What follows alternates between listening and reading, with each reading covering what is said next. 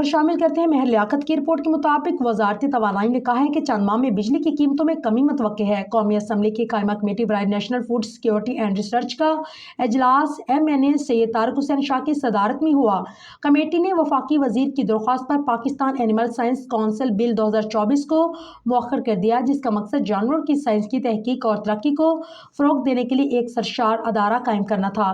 Chairman committee نے وزارت اور وزارت قانون کے لیے نمائندے کو ہدایت کی ہے کہ وہ بل کا جائزہ لیں اور آئندہ اجلاس کے لیے اتفاق رائے حاصل کریں۔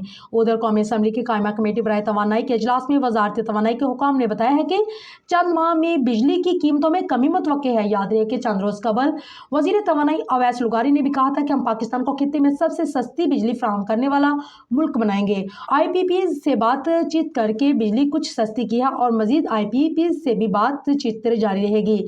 امید ہے کہ عوام کو بجلی کی قیمتوں میں مزید ریلیف ملے گا۔